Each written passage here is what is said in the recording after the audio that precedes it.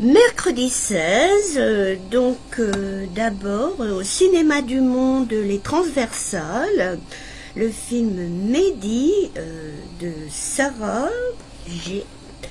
Moi j'ai film très avec des tout petits moyens mais très efficace. C'est tellement personnel, mais que quelqu'un puisse exister et naître dans le miroir via le maquillage et pour les autres, un autre personnage. Je me disais aussi que dans notre culture, Mehdi disait je veux qu'on voie que je suis un homme. C'est encore un phénomène de notre culture parce que à travers le monde et toujours dans les Suds, les hommes se décorent aussi splendidement. Il n'est que de voir la Nouvelle-Guinée, leur merveilleux maquillage, leurs habillages de feuilles et fleurs, l'Afrique, l'Amérique centrale, je vais pas dire. Bien que ces pays-là soient maintenant plutôt catholiques romains ou je sais pas quoi, voilà quoi, ça c'est encore pourquoi les hommes ne peuvent-ils pas se décoder. C'est très récent ça, c'est post-19e siècle, jansénisme, tout noir et blanc, machin, comme les femmes étaient des êtres inférieurs, on pouvait se décorer, bref, donc Mehdi.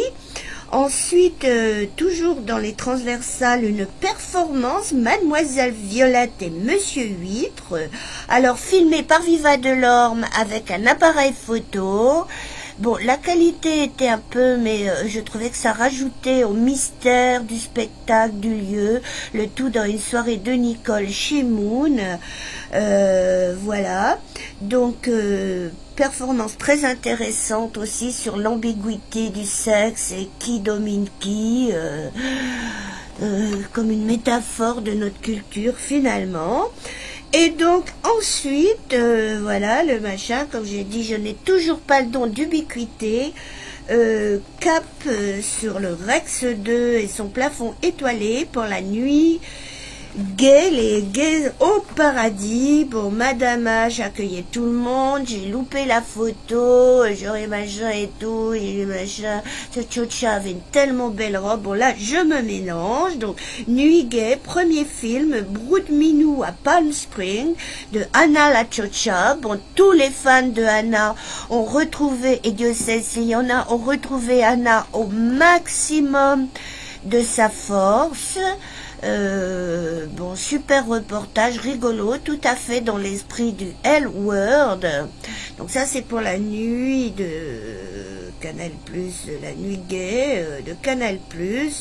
Donc à voir absolument, je crois que ça passe la semaine qui vient.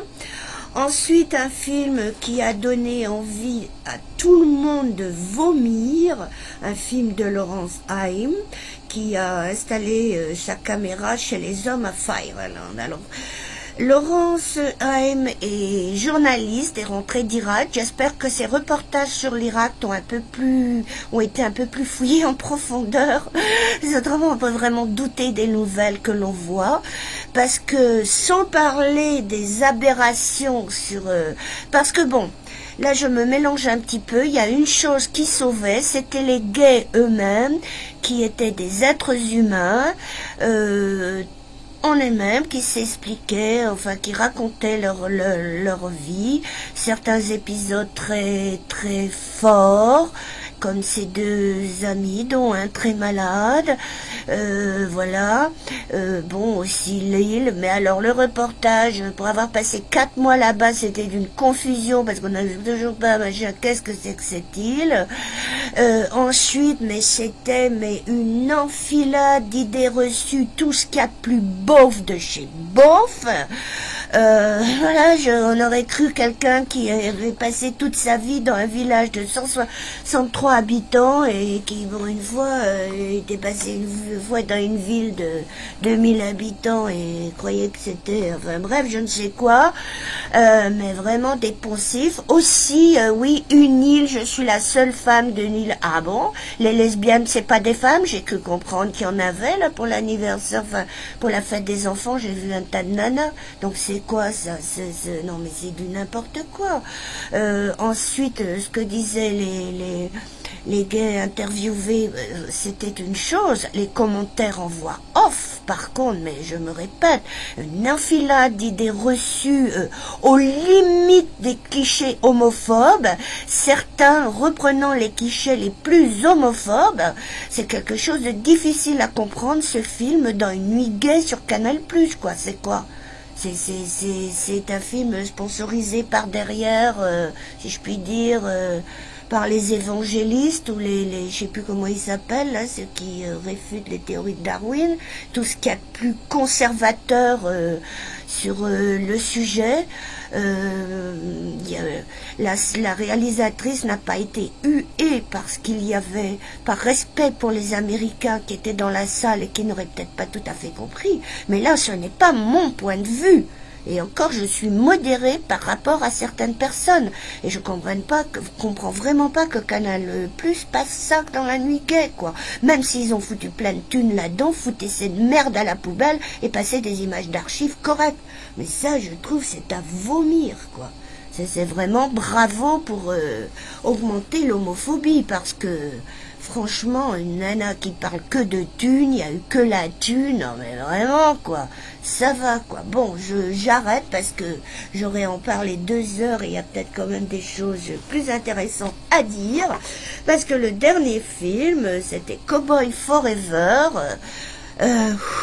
On respire, ce sont à nouveau des êtres humains et pas Dieu qui est en train de commenter du haut de sa chose. Je suis tellement... Bon, bref, je quitte Fire Island parce que franchement, la cité rêvée...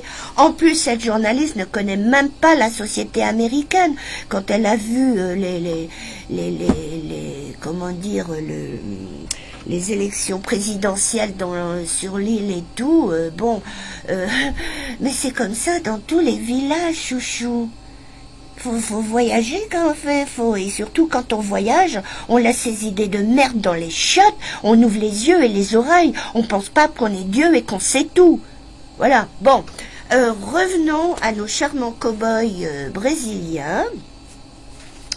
Et je m'excuse dans la colère, mais bon, il y a de quoi vraiment, quoi. À vomir, le film sur l'île, à vomir. Bon.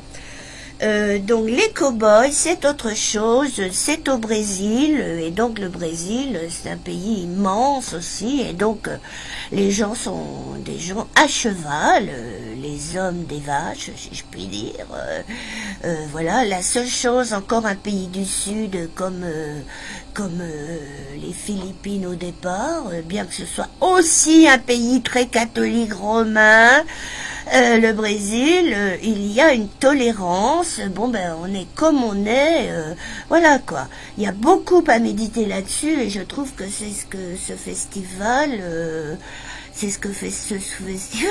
Je bafouille tellement j'ai fait de l'adrénaline en parlant de ce film de merde. Bon, je parle de l'île parce que bon, le film brésilien, super, ça nous a permis de retomber, de voir aussi que bon ben oui, tout cela est totalement naturel, les chers journalistes de la cité rêvée, là, si je puis dire, de Fire Island, tout est... Enfin, oui, bon, ben voilà, j'en conclus là. Voilà, 2 excellents films dans la nuit gay, mais alors le 3e à foutre à la poubelle.